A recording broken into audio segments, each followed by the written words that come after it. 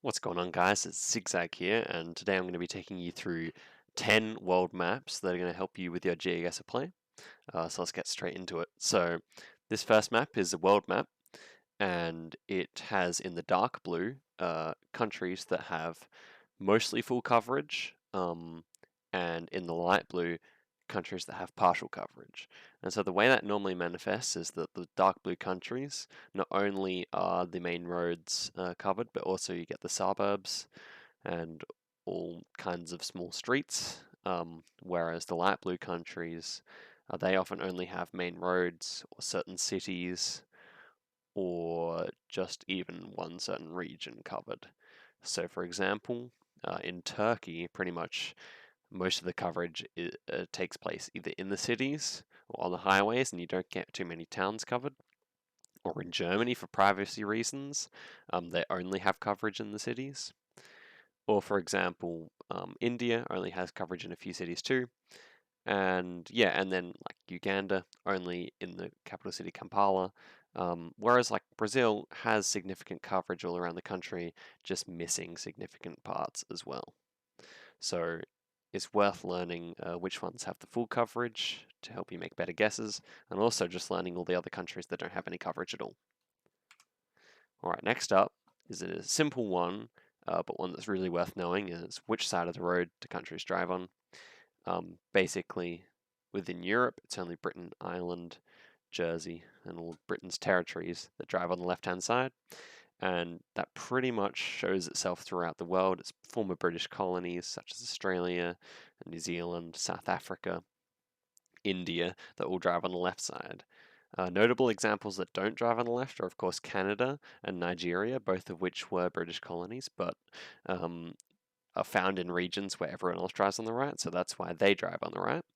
And then also interesting countries that drive on the left are um, Japan and Thailand and other countries in Asia, which drive left instead of right. All right, next one is the MUTCD signage versus the European style of signage, and I have examples here of what they look like at the bottom. And basically, you can find the yellow American style signage in all of the Americas, at least in all the countries that are covered in the Americas, and then also in Australia and Southeast Asia. And the European style can be found in basically the entirety of Africa and all of Europe, apart from Ireland. So keep an eye out for that.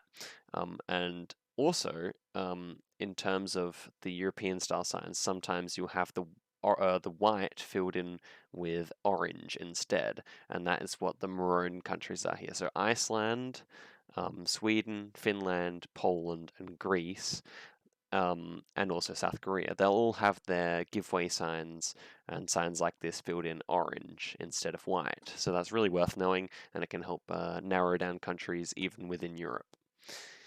All right, next one is the elevation map of the world. It's really worth knowing which countries are flat and which countries are mountainous. For example, if you're looking in Europe, you get a countryside round, you're not really sure where it is. Well, if it's dead flat, then you can see up here Netherlands, um, Denmark, northern Poland, a lot of Russia, very flat.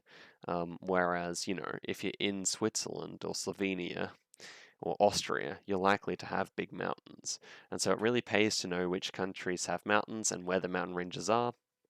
And also, say you're in South America in the Andes, and you want to know which side you are on, the Chilean side or the Argentinian side. Well, if you can see that the mountains are to the east, then you're probably in Chile, and if they're to the west, you're probably in Argentina. It won't work every time, but it's worth knowing that kind of thing. And yeah, just memorizing as much as you can of where these mountains are and where they're not. Next one is the Human Development Index. This is more of a general tip. It won't necessarily help you out specifically every time, but it's worth knowing where the wealthy countries are and where the poorer countries are.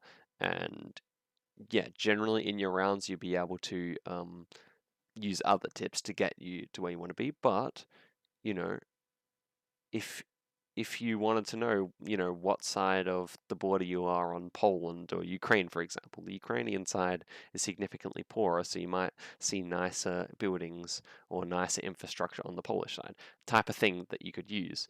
Um, yeah, this one's a bit more of a subtle clue, um, but for countries that have similar climates, for example, like South Africa and Australia, if there's any buildings in sight, or obviously you'll be on a road, you can see what the kind of infrastructure on the road is like, and that will help you to decide where you are, perhaps.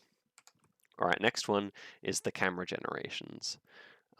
So if you haven't worked out the difference between what the different camera generations look like, I recommend going and looking somewhere else on YouTube. For example, GeoPeter has a good one about that. Yeah, so if you're on a world map and you see that you're in a very, very pixelated place, very bad coverage, then you're probably in the United States, Australia, or New Zealand. As you can see down here, they're the only countries with Generation 1 cameras. Of course, they have Generation 2, 3, and 4 as well, but if you're in super pixelated area, then it's one of these 3 countries. Likewise, Generation 2, which has the wider blur at the bottom and also the halo effect above your head, if you see that, then you're in one of the countries that has Generation 2.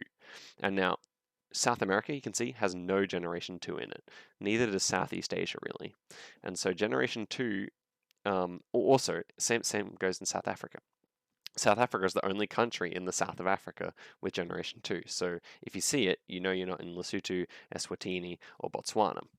And I find it particularly helpful in Europe, where it's only Western Europe that has Generation 2. You can see from Finland down to Greece and over to Portugal, you can have Generation 2. However, in Eastern Europe, you're going to have Generation 3 and 4. And also, Germany is only Generation 2, so that is worth knowing as well. Oh, and also Macau, yeah, as well. Also another Generation 2 country. All right. Next one is population density. I talked about this one in my Australia tips videos. You want to know where the people in a country live. For example, in the US, most people live in the eastern states, and therefore it can be a good idea to guess in the eastern states. And also in Scandinavia, if you're in a town or a city, you're more likely to be in the south than the north. Likewise, in Australia, you have people living more on the east coast.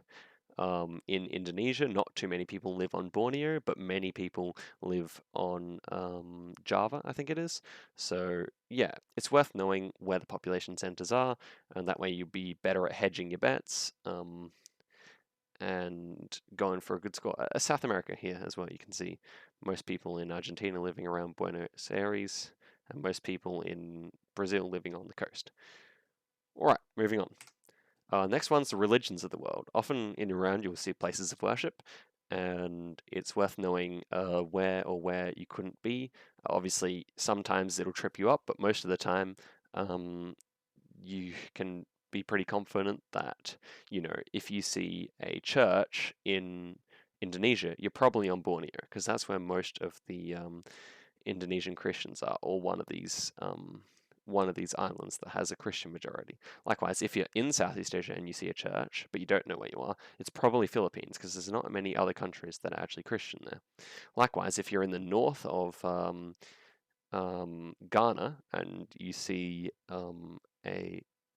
if you're in Ghana and you see a mosque, then you're probably in the north, because that's where there's a Muslim majority, whereas in the south it's a Christian majority. And this map doesn't show Catholic versus Protestant, but also in Catholic countries, for example, in Eastern Europe and stuff, you'll often see little crosses on the side of the road or something. It's much more of a Catholic thing to do than a Protestant thing to do. But anyway, that's good to know. And also, yeah, of course, Buddhist stuff in Southeast Asia. They're pretty distinct temples, but it's worth keeping in mind. Yeah. Moving on is the speed limit. And now, this is more of a niche clue. It's less important than probably all the rest so far. I mentioned in my Australia video that, yeah, in the Northern Territory, that's the only territory in Australia where you can have 130 kilometer per hour. Everywhere else is 110. Likewise, if you're in South America, for example, and you see somewhere that has a 90 or 100 kilometer per hour sign. Well, you know you're not in Bolivia because Bolivia never goes up to 100 or even 90. So it's these kind of clues that could just edge you over, and you're never going to learn this whole map, but you just learn as much as you can, and especially with the United States as well, the type of thing that can help you narrow down your guess. All right, and the final tip is Globus Polski. Wait, it's all Poland? It always has been. Every tip in this video was a lie. It's all Poland, guys. All right, thanks for watching. Have a good one.